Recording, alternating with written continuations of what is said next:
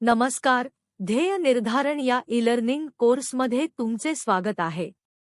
या सत्रात तुम्ही शिकाल ध्येयाची व्याख्या, ध्येय निश्चित करणे, ध्येयाचे महत्त्व. ध्येय निर्धारण आपले जीवन एका दिशेने घेऊन जाते आणि आपले स्वप्ने सत्यात उतरवण्यासाठी मार्ग दाखवते. आता आपण एका व्हिडिओद्वारे ध्येयाविषयी अधिक सविस्तर समजून घेऊ. चला तर मग पाहूया की या व्हिडिओतून आपल्याला काय शिकायला मिळतं. कौरव पांडव परीक्षा। गुरु द्रोण कौरव और पांडव राजकुमारों को धनुष बाण चलाना सिखाते थे।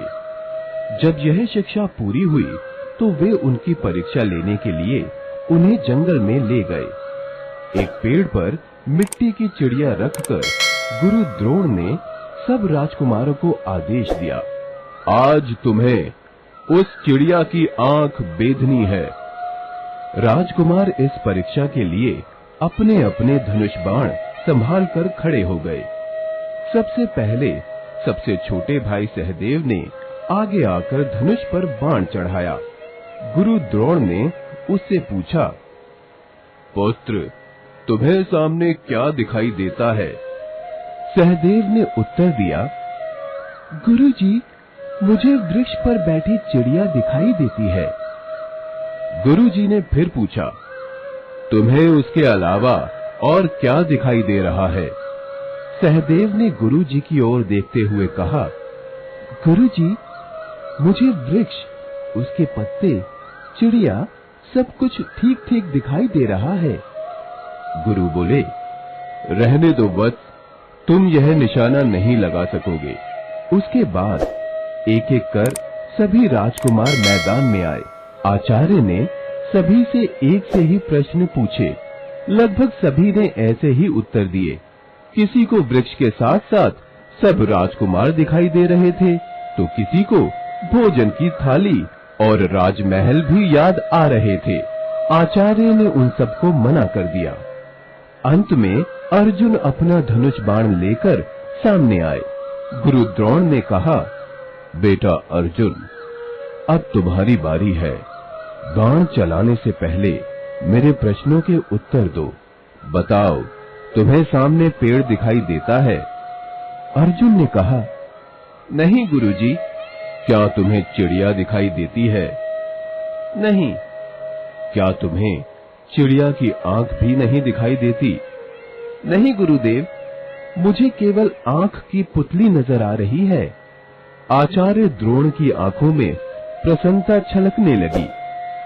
उन्होंने कहा, बेटा, बाण चलाओ। अर्जुन का बाण छूटा और चिड़िया जमीन पर आ गिरी।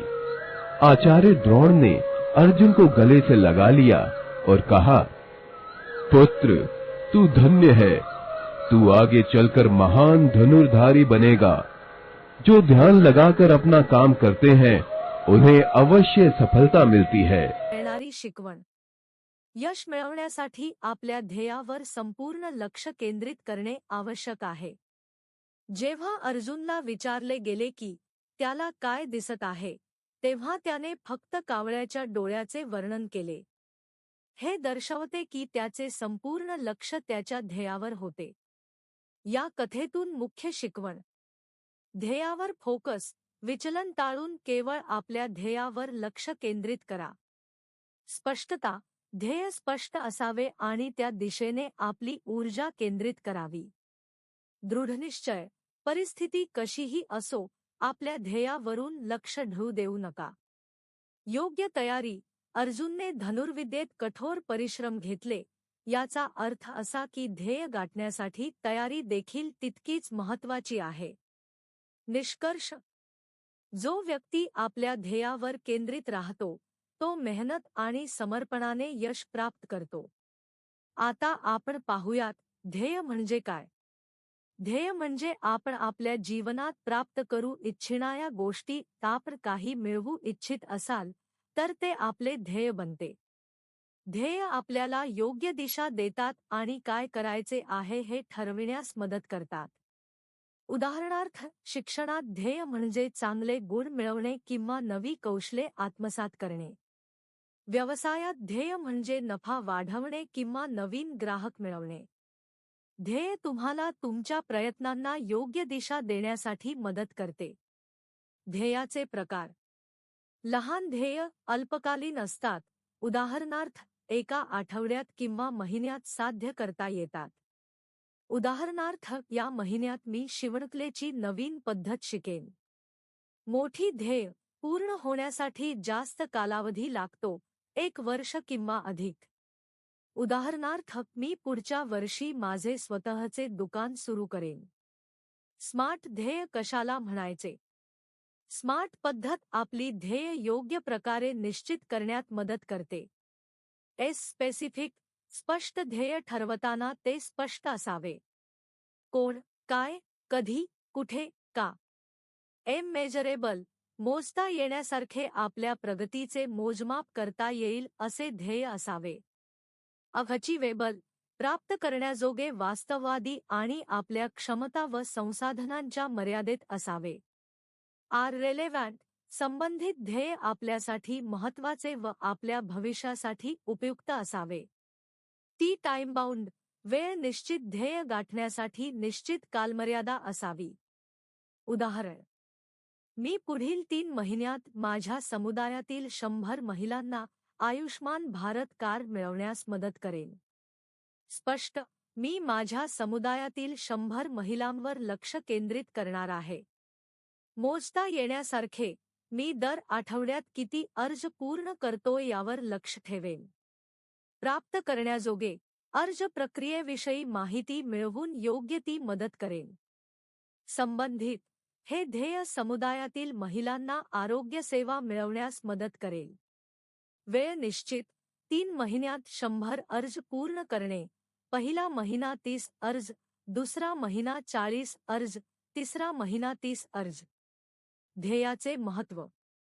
योग्य दिशा मिळते, ध्येय असल्याने आपल्याला कुठे जायचे आहे हे समजते.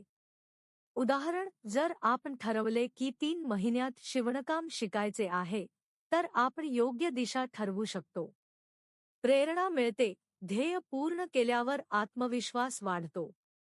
उदाहरण, दरमहा 5 महिलांना शिकवणे, त्यामुळे पुढे जाण्याचा आत्मविश्वास मिळतो. वेळेचा योग्य वापर, ध्येय असल्यास वेळ योग्य ठिकाणी गुंतवता येतो. उदाहरण, जर ध्येय 1 वर्षात व्यवसाय सुरू करणे असेल, तर वेळेचा योग्य वापर करता येतो. यशाचा मार्गदर्शक, छोटे टप्पे पार करत मोठे ध्येय सहज गाठता येते. उदाहरण, दुकान उघडायचे असल्यास पहिले उत्पादन खरेदी करणे, ग्राहकांशी संपर्क करणे यासारखे छोटे टप्पे पार करावे लागतील. समस्या सोडविण्यास मदत होते, स्पष्ट ध्येय असल्यास अडचणींवर मात करता येते. उदाहरण, व्यवसायातील अडचणी सोडवण्यासाठी योग्य योजना आखता येते. ध्येय निर्धारणाद्वारे यश मिळवा. लक्ष्य ठेवा, मेहनत करा आणि तुमचे स्वप्न साकार करा. कोर्स पूर्ण करण्यासाठी कृपया पोस्टाक्लन टॅबवर क्लिक करा. आमच्या सोबत या प्रवासाचा भाग झाल्याबद्दल धन्यवाद.